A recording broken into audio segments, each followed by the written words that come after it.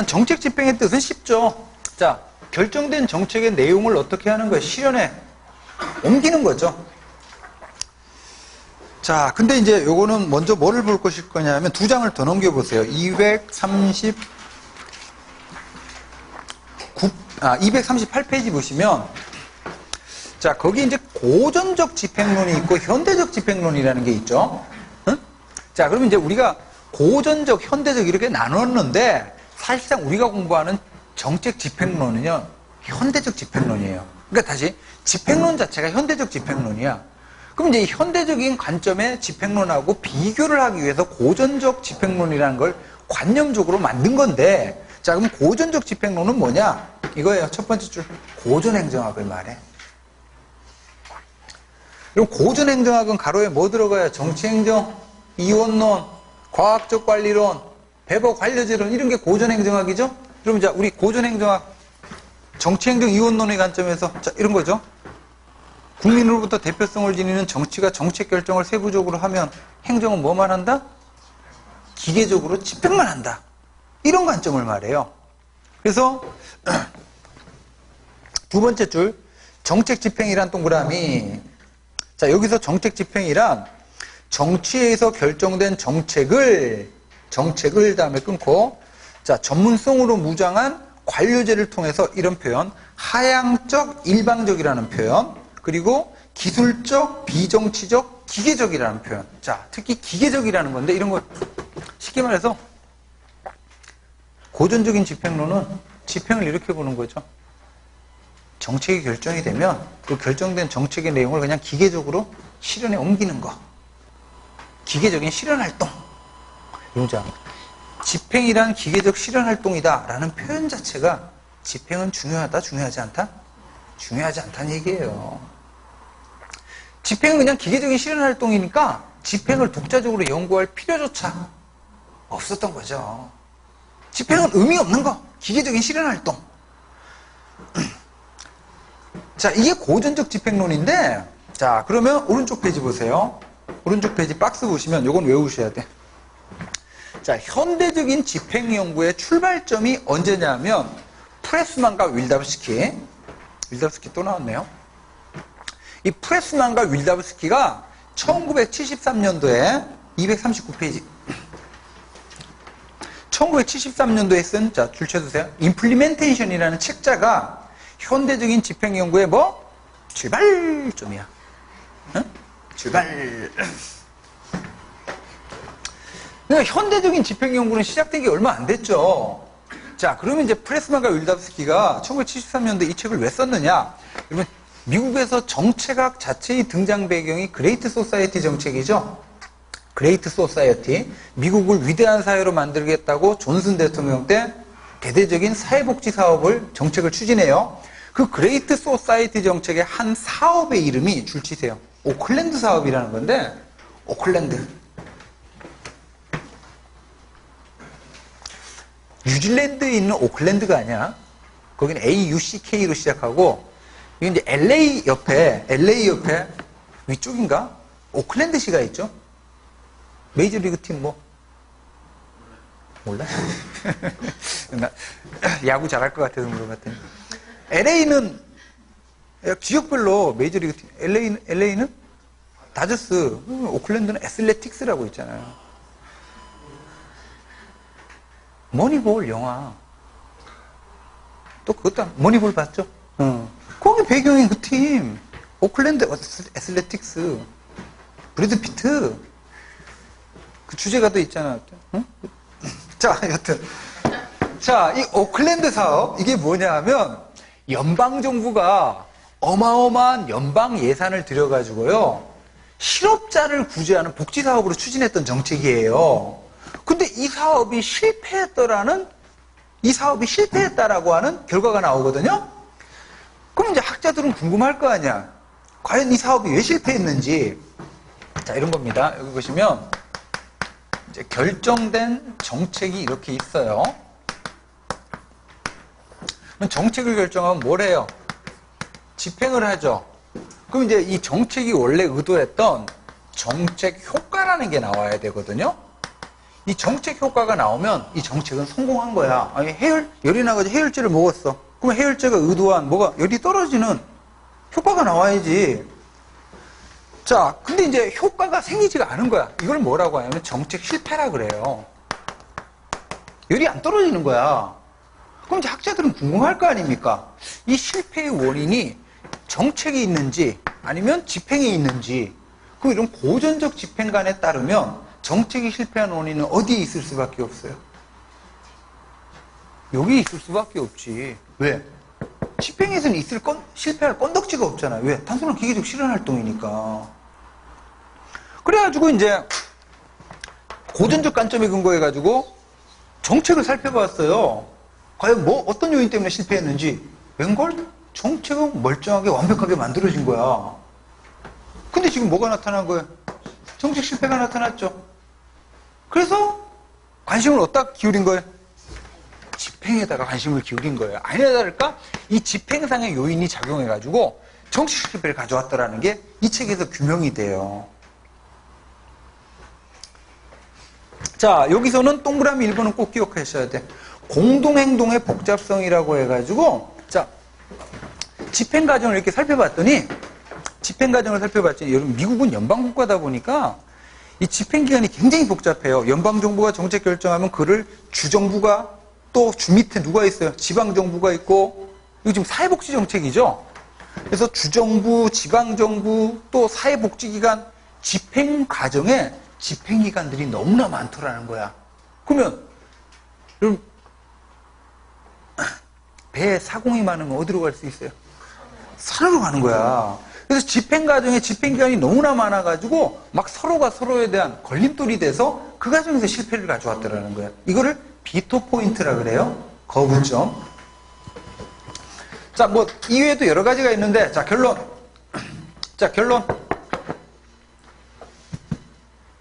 이 책에 의해서, 자, 집행과정상의 요인이 뭐를 가져올 수 있더라? 정책 실패를 가져올 수 있더라. 그럼 고전적 집행론에서는 집행 자체를 연구를 안 했죠. 이제 집행을 연구해야 될 필요성이 생긴 거죠. 그러면서 이제 현대적 집행론이 시작돼요. 그래서 오른쪽 페이지 하단에 보시면, 오른쪽 페이지 하단에, 자, 현대적 집행론 보시면 첫 번째 줄 뭐라고 되어 있습니까? 고전적 집행가는 1960년대 존슨 행정부의 그레이트 소세이티 건설 정책 과정의 집행 과정에 나타난 대다수 사업의 실패 현상을 설명할 수가 없었지. 왜? 원인을 어디서만 찾았기 때문에? 정책에서만 찾았기 때문에.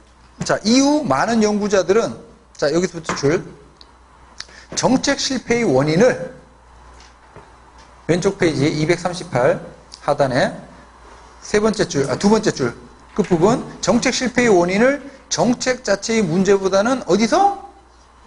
집행 과정에서의 문제와 연관시켜서 논의하면서 이제 집행을 독자적으로 연구해야 될 필요가 생긴 거죠. 그러면서 이제 현대적 집행론이 시작됐다는 얘기예요. 다시 정리하면 고전적인 집행론에서는 집행 자체를 연구했어요, 안 했어요? 안 했죠. 하지만 1973년 임플리멘테이션 프레스만드과 윌럽스키의 이후로는 뭐를 이제 연구하기 시작해? 집행을 연구하면서 현대적인 집행론이 나오게 되는데, 넘겨보시면 이게 중요합니다. 자, 네모 2번. 자, 이제 현대적인 집행론에서는 집행을 연구해야 되죠. 그럼 이제 집행을 어떤 식으로 연구할 것이냐? 자, 크게 두 가지 접근 방법이 나와. 이거는 별표 2개 돼 있는데 별표 3개로 바꾸세요. 이건 되게 중요합니다. 이거 시험문제 꼭 나와요. 자, 크게 두 가지 접근 방법이 있어요. 하향식이 있고 상향식이 있어요. 이런 하향식을 영어로 뭐라고 표현합니까? 탑 다운이라 그러고, 상향식을 영어로 버텀 업이라 그래요.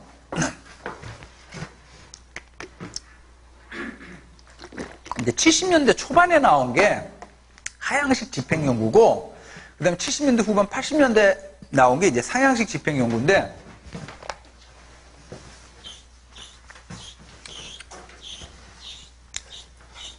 집행을 연구하는 관점이야. 여기 보시면 정책을 결정하는 정책 결정자가 있죠. 그죠? 그래서 이제 정책 결정자가 어떤 정책을 결정을 합니다. 자, 정책 결정자가 A라는 정책을 결정하면서 여기다가 뭐를 부여하냐 하면 정책 의도라는 거를 부여해요. 이 정책 의도는 정책 목표를 말해. 그래서 자, 정책 결정자가 정책을 결정하고 정책 의도를 부여하고, 자, 결정자가 있으면 반대편에 누가 있어요? 이제 집행자가 있는데, 이 집행자를 다른 말로 일선 관료라고도 해요. 자, 그럼 이제 집행자가 이제 집행 현장에서 정책을 구현하는 활동을 하거든요. 자, 집행 현장. 자, 구현하는 활동을 하는데, 자, 먼저 1970년대 나온 하향식 연구는 이런 거예요. 여기서부터 출발하겠다는 거예요. 집행 연구를. 그래서 일종의 탑, 상위적인 존재에서 시작을 하는 거야. 그럼 먼저 결정자가 A라는 정책을 결정했는데 이 정책에다가 결정자가 부여한 정책 의도가 무엇인지를 먼저 규명을 해요. 그 다음에 이게 규명이 되면 방향이 어디로 가요? 집행 현장으로 가는 거지. 그래서 이 정책 의도를 집행 현장에서 일선 관료들이 충실하게 구현하면 그게 성공적 집행이라는 거야. 그리고 이러한 정책 의도를 충실하게 구현하도록 하기 위한 일반적인 조건들이 뭐가 있어야 되느냐, 이런 거를 연구하는 게 하향식 연구예요. 하향식 연구. 자, 그 다음에 상향식 연구는 일단 뜻풀이부터 하면, 자, 다시 여기서는 자, 집행 뭐가 성공이야? 정책 의도를 집행 현장에서 충실히 구현하는 게 성공적 집행이죠. 이걸 이루어내기 위한 일반적이고 정형적인 어떤 조건들, 이런 게 뭐가 있느냐. 이거는 정책 중심 집행 연구죠. 그러다 보니까 일선 관료나 집행 현장의 특수성은 인정해 무시해? 무시해요. 이런 문제가 있어요. 자, 이번에는 자, 상향식 연구는 여기서 거꾸로 해, 거꾸로. 여기요. 자, 집행 현장에서 중요한 행위자가 일선 관료들이거든요. 여러분들 이제 예를 들어 여러분이 해양경찰에 지원을 했다. 그러면 이제 우리나라 해양경찰이 해안의 어떤 치안과 바다의 안전을 이렇게 유지하는 활동을 하잖아요. 그러면 동해지방해양경찰청이 있고 서해지방해양경찰청이 있어. 집행 현장마다 성격과 특수성이 같아요, 달라요? 다르죠. 그럼 여러분들이 해양경찰로 지원을 해서 해양경찰이 됐는데 동해지방해양경찰청에서 일하기를 원해요? 서해지방해양경찰청에서 일하기를 원해요? 어? 왜 서해? 그 빡신데? 여러분 동해지 당연히 왜? 중국에 대한 불타는 적개심? 서해 이쪽은요 힘들어요. 아니, 해양경찰 받는 월급 똑같은데 동해지방보다는 서해지방이 힘들지. 그쪽은 해안선도 길고 중국의 불법 어선이든지 이런 것들 단속해야 되는 일도 그 단속하는 과정에 생명 위협도 받고. 근데 동해지방은 보세요. 이지 지킬 일이, 일본 얘네들이 법 얼마나 잘 지키는데 독도 빼고는. 그렇잖아요. 할 일도 별로 없다고. 이렇게 집행 현장마다의 특성이라는 게 있어요. 이런 거를 먼저 파악을 하자라는 거야. 자, 이런 상태에서 집행 현장마다의 특성에 맞는, 그래서 여기서부터 시작을 해가지고 거꾸로 정책으로 올라가면서 집행을 연구하자. 그래서 바텀업 연구라 그래요. 그래서 여기서는 성공적 집행에 대한 판단 기준이 정형적으로 실현하는 것이 아니라 집행 현장의 특수성에 맞는 그 상황 적응적인, 현장마다의 특성에 맞는 적응적 집행이 있죠. 이게 이제 필요하고, 이걸 통해서 집행 현장에서 부닥치는 문제를 해결하는 게 성공이다, 이렇게 판단을 해요. 이런 내용인데 좀 이론적입니다. 자, 정리하면 240페이지 봅시다. 자, 먼저 나온 게 하향식이에요. 영어로 기억하세요. 탑다운이야. 탑다운. 자, 얘는 세 번째 줄친 부분 보세요. 자, 하향식 집행 연구의 목적은 뭐죠? 성공적 집행을 좌우하는 요인 동그라미, 요인을 탐구하는데 다시 여기서 성공은 뭐가 성공이야? 정책 의도를 구현하는 거죠. 그리고 이 요인들은 특수성 있는 요인들이 아니라 일반적인 요인들이에요.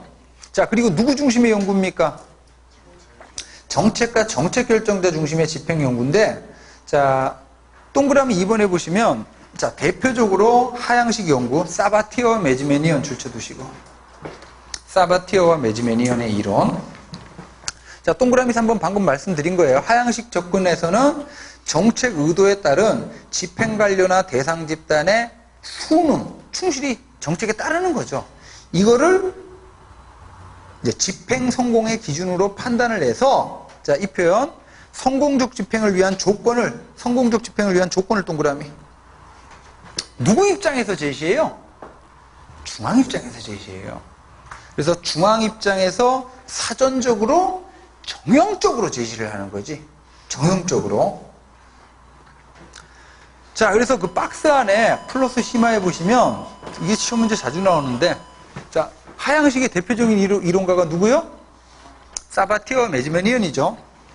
이 사바티어와 매지메니언이, 자, 효과적인 집행을 위한 조건들에다 동그라미.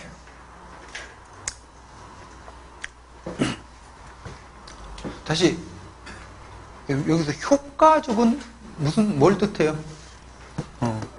목표를 잘 달성하는, 의도를 잘 실현하는 게 효과적인 거지. 이게 여기서는 성공이죠.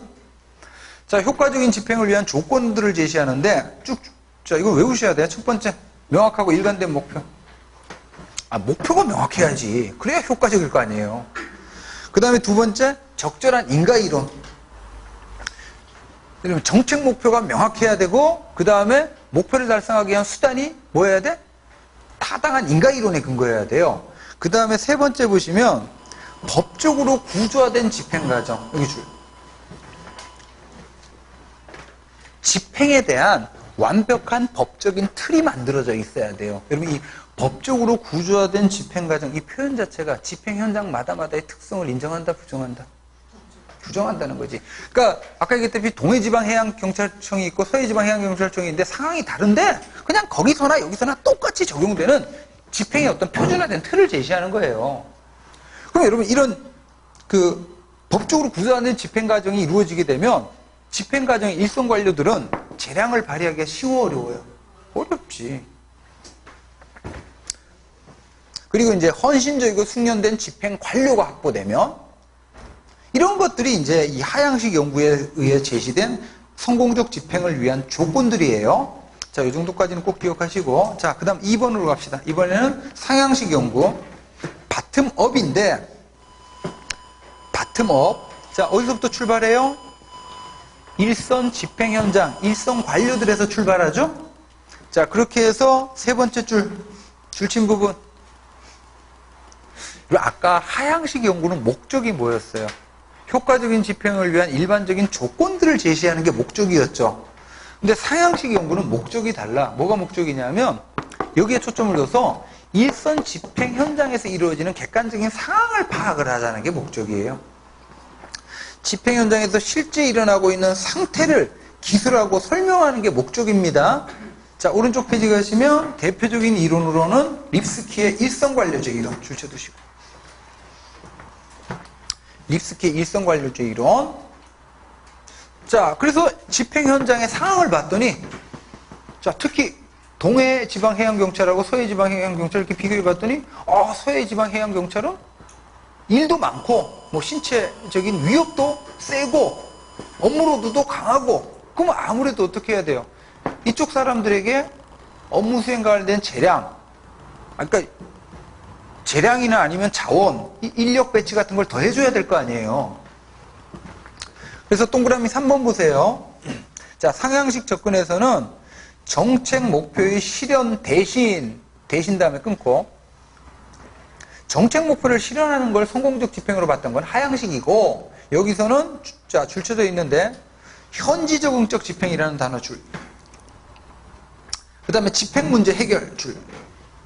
이게 성공이라고 봐요. 그리고 현지 적응적 집행을 통한 집행 문제를 해결하는데 중요한 역할을 하는 존재가 누구예요? 입선 관료들이지. 끝자락에. 자, 이렇게 해서 이제 집행을 연구하는 게 하향식과 상향식의 차이예요. 일단 이거 좀 이론적인 건데 좀 관념적으로 좀 어려울 수도 있습니다. 일단 그 언급한 내용 중심으로 일단 파악을 하시고 나중에 심화 시간이나 문제 풀이 때 좀 더 깊숙이 보도록 합시다. 자, 이렇게 하시고 어디로 돌아오시냐면 안 한 게 있어서 234페이지로 돌아오세요. 234. 234. 자, 하단에 보면 나카무라 스모르드 모형이라 그래요. 나카무라 스모르드.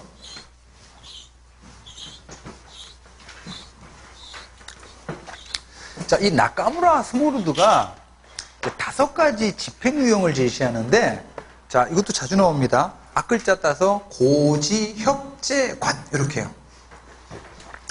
자, 이렇게 이제 나누는 기준은, 자, 고지,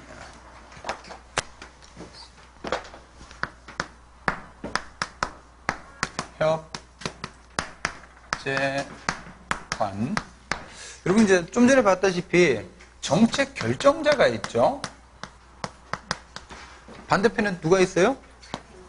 집행자가 있는데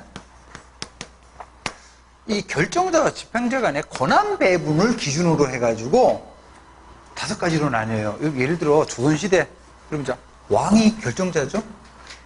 반대로 신하는 집행자가 되는 거고, 자 고을의 원님이 사또가 결정자라면 육방은 집행자가 되고, 그죠? 또 장관이 뭐 국토교통부 장관이 결정자다. 그러면 여러분이 되려고 하는 지역공무원은 뭐가 돼요?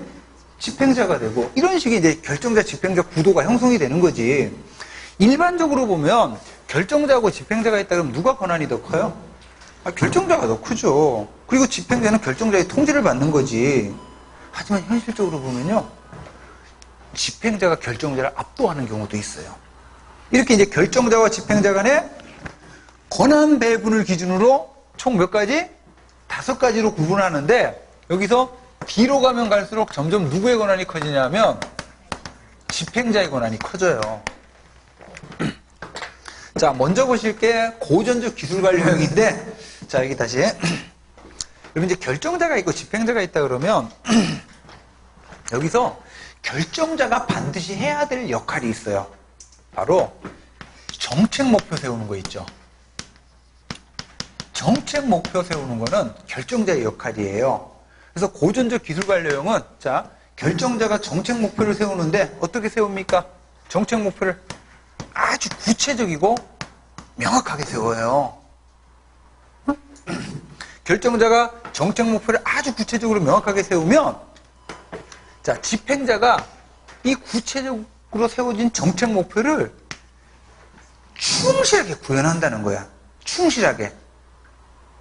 자, 근데 디테일하고 기술적인, 그러니까 집행과 관련된 디테일하고 기술적인 전문성은 누가 더 많이 갖고 있어요?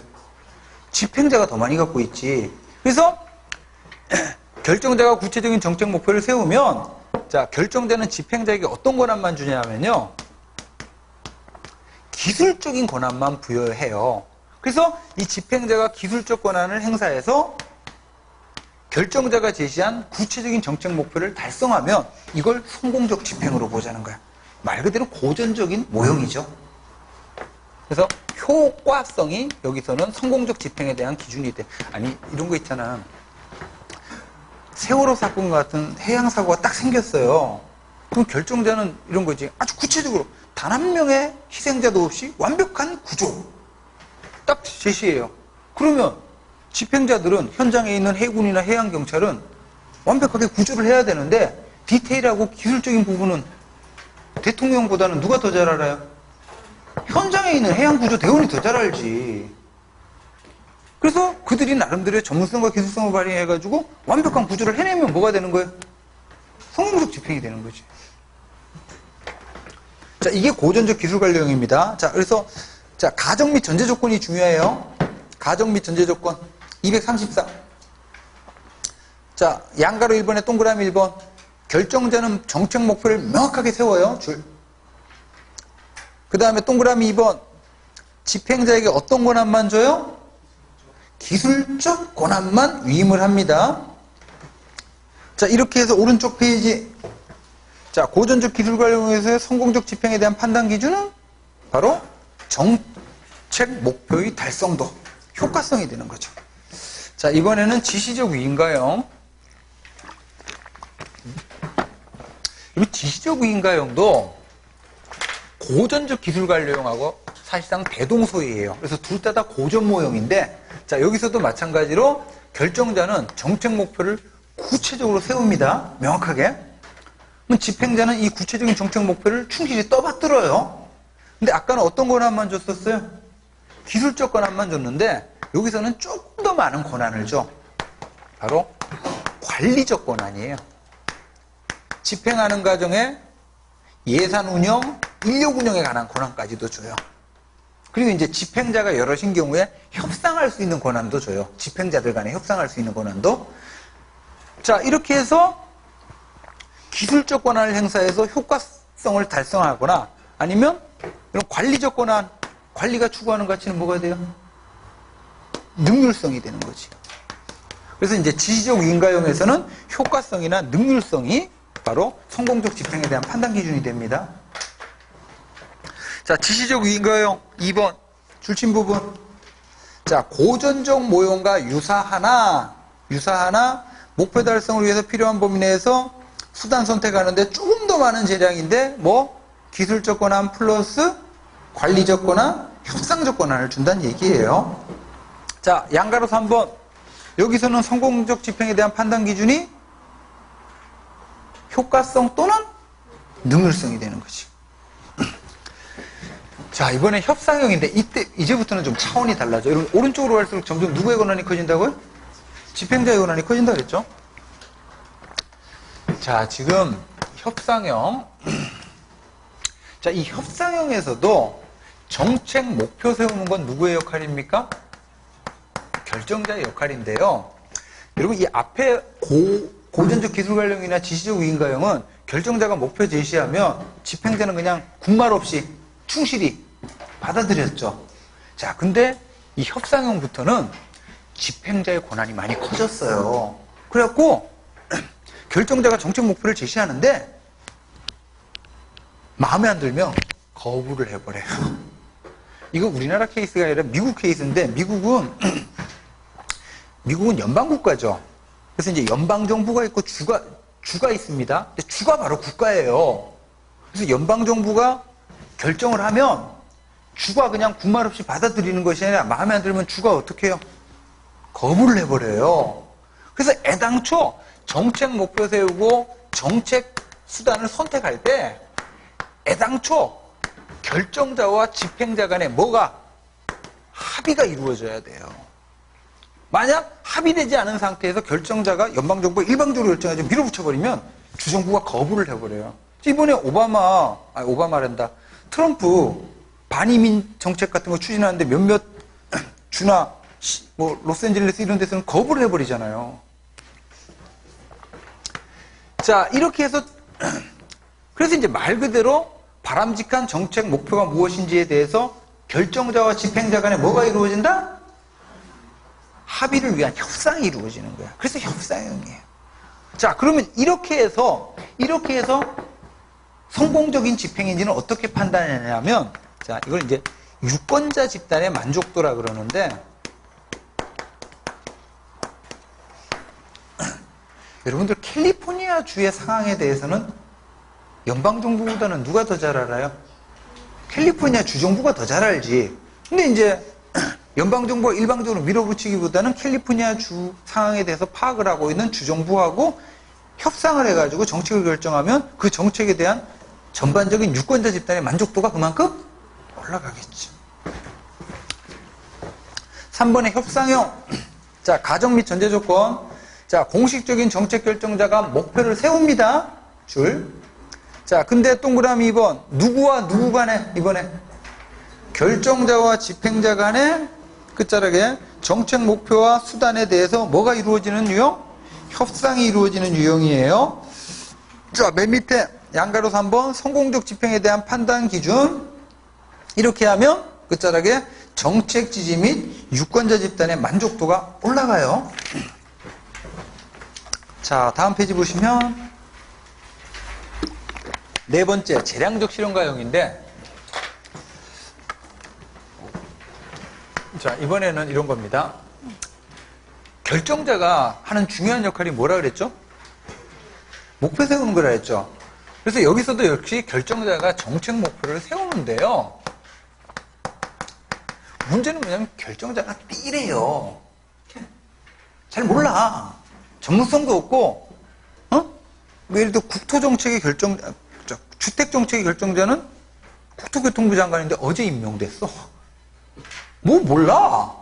그러니까 근데 부동산 가격 폭등 문제는 심각해.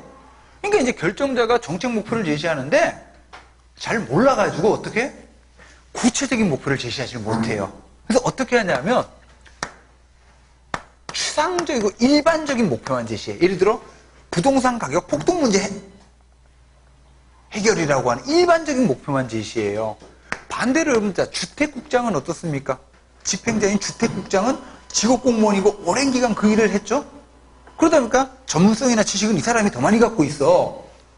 그래서 결정자는 일반적인 정책 목표만 제시하고, 자, 이번에는 구체적인 정책 목표 설정에 관한 권한까지 줘버려요.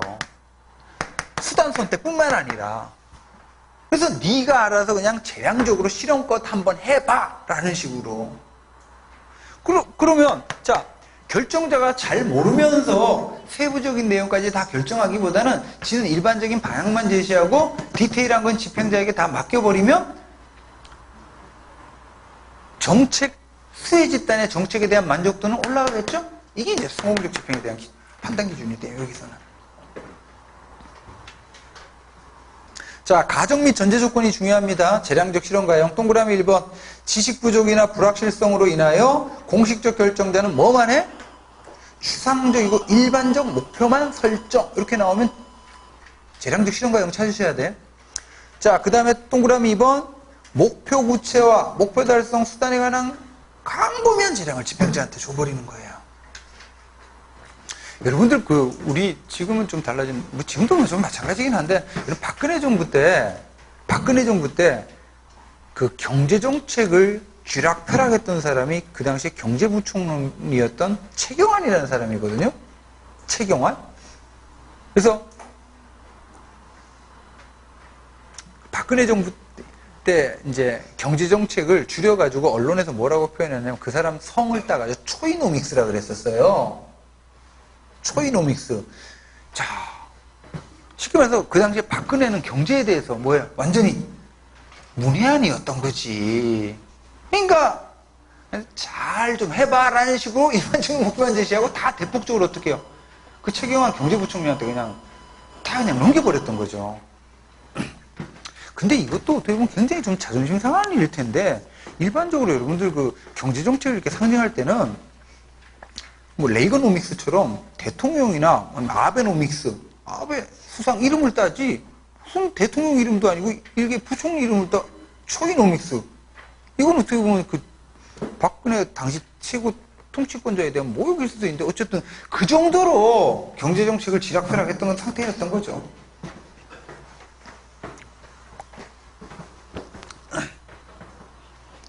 알고 봤더니 박근혜가 문제가 아니라 최순실이 문제였지. 자, 이번에는 마지막 관료적 기업가형. 이런 관료적 기업가형은요, 그냥 한마디로 표현할게요. 관료적 기업가형은 누가 다 장악한 상태예요? 집행자가 정책 과정 전체를 장악하는. 그래서 집행자가 완전히 모든 걸 통제하는. 여러분들 우리 이 관료적 기업가형 같은 형태는 일반적인 케이스가 아닙니다. 흔한 케이스가 아닌데, 그래서 자, 관료적 기업가형은 주어가 누구? 집행자가 동그라미. 집행자가 결정자의 결정권까지 장악해서 정책 과정을 완전히 통제하는. 여러분들 우리 고려시대구나. 최씨, 우리 고려 사에서 보면 이제 최씨 무신정권 시절이 있죠. 무신은 그때 최씨 무신정권 시절에 왕이 있었어요, 없었어요? 왜 없어? 있었지. 왕 있었어요. 근데 왕은 뭐였어? 허수아비였지. 실권은 다 누가 갖고 있어요? 그럼 무신은 집행자인데 집행자가 결정자의 결정까지도 다 장악해가지고 완전히 통제하는 뭐 일본의 막부 정치가 그랬죠. 그때도 일본도 역시 왕이 있었죠. 허수아비였고.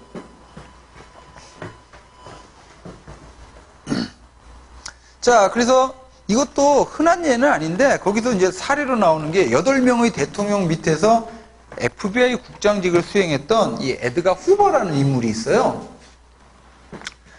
이 사람이 최초 FBI 국장인데 FBI라는 조직이 40년대인가 만들어지거든요. 연방 조직 가운데. 근데 이제 이 연방 수사 업무에 이 후버라는 인물이 이게 이제 직업 공무원 출신인데 이 사람이 카리스마도 있고 이 정치적인 어떤 지향성도 강하다 보니까 하물며 대통령마저도 이 연방 수사 업무에 대해서는 후보 눈치를 봐요. 왜냐하면 이제 연방 수사국이다 보니까 정치인들 뒷정보 같은 걸 갖고 있잖아요.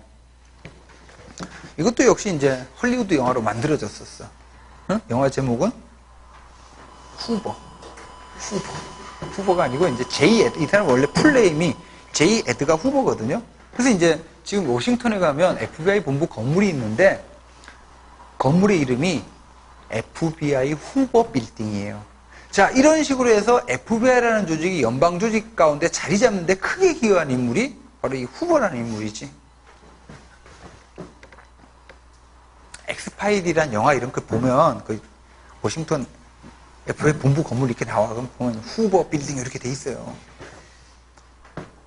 이것도 이제 헐리우드 영화로 또 만들어졌는데 이제 제이 에드가 이런 제목인데 거기 이제 주인공으로 디카프리오가 이제 그 역할을 하는데 재미는 또 역시 되게 없어요. 자, 특징 및 전제 조건 봅시다. 여러분 특징 및 전제 조건에 보시면 전부 다 주어가 누구예요? 집행자가 돼 있지. 거기 특히 여러분 2번 지문 주고 동그라미 2번 지문 주면 학생들이 뭐를 선택하냐 하면 이걸 많이 선택해요. 왜? 거기 어떤 말이 있어서? 근데 바보입니까? 보세요. 이런 식으로 문제 안 만들지 당연히. 여러분 협상은 누가 우위에 있는 상태에서 협상하는 거예요? 결정자가 우위에 있는 상태에서 협상하는 거고. 근데 여기서는 누가 집행자가 우위에서 이제 결정자를 겁박할 수도 있고 결정자를 슬슬 달랠 수도 있고 이렇다는 얘기예요. 자, 마지막 양가로서 한번 여기서 성공적 집행인지는 어떻게 판단해요? 체제 유지. FBI라는 조직이 만들어지고 유지되는 데는 크게 기여했죠? 그리고 여러분들 고려 무신 정권이 존재함으로써 그나마 어때요? 고려 무신 정권이 있었기 때문에 그나마 원의 속국이 안 된 거지.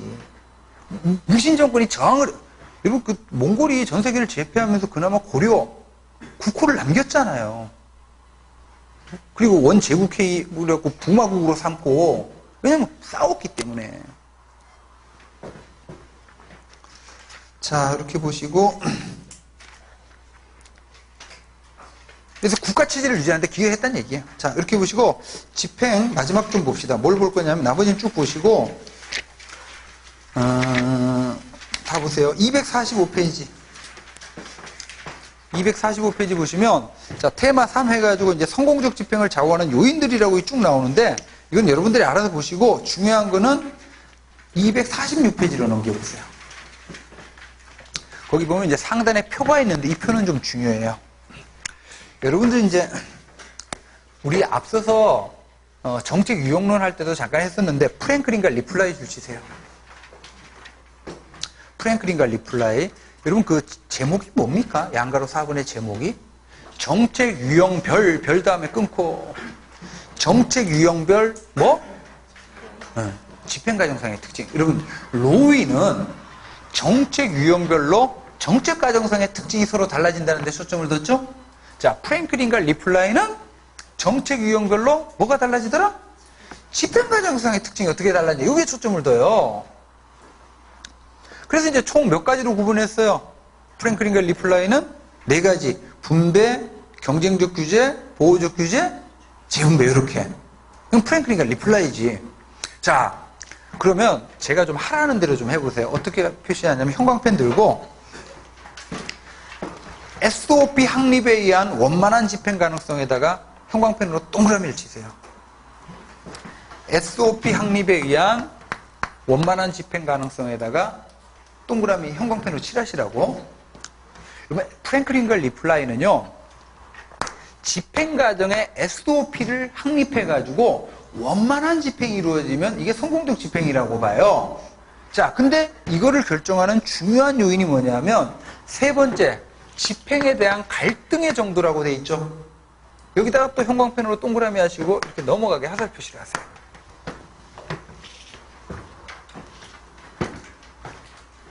자, 이거 이렇게 푸시면 돼. 외워야 되는데 여기 잠깐 봐봐요. 집행에 대한 갈등의 정도가 높으면 높을수록 집행상의 갈등이 높으면 높을수록 SOP를 확립해서 원만한 집행을 할 가능성은 낮아지는 거지. 그럼 우리 이미 공부했습니다. 이 네 가지 정책 유형 가운데 갈등이 가장 적은 게 무슨 정책이에요? 분배 정책, 배분 정책이잖아. 분배가 배분이에요. 같은 말. 분배 정책이 갈등이 가장 작잖아요. 그래서 조용하게 진행된다 그랬잖아. 혜택 보는 사람은 혜택 받아서 땡큐고 비용 부담하는 사람은 반대할 것 같은데? 그렇게 반대가 크지 않고. 그러니까 이제 거기 체크하세요. 집행에 대한 갈등의 정도가 낮은 거는 뭡니까? 분배 정책이에요. 분배 정책. 그러니까 얘는 SOP를 확립에 원만한 집행 가능성이 가장 높은 거지. 자, 그러면 집행의 갈등의 정도가 높은 게 뭐 있어요? 두 가지 있죠? 높다, 높다? 보호적 규제가 있고 재분배 정책이 있죠? 그럼 보호적 규제 밑에다가는 높다 밑에다가 이해관계 갈등 이렇게 쓰시고 연필로.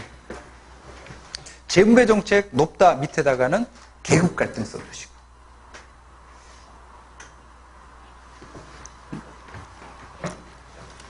보호적 규제는 이해관계 갈등이 높아요. 그리고 재분배 정책은 계급 갈등이 높은 거지. 그래서 둘 다 계급 갈등, 계급. 부르주아지, 프로레타리아트. 그러니까 둘 다 SOP를 확립해서 원만한 집행을 할 가능성은 아주 작다가 되는 거죠. 요거 시험 문제 많이 나옵니다. 자, 이렇게 해서 집행, 자, 마치는데 하여간 집행 파트에서는 중요한 게 저겁니다. 아까 하향식하고 상향식 구분이 있죠?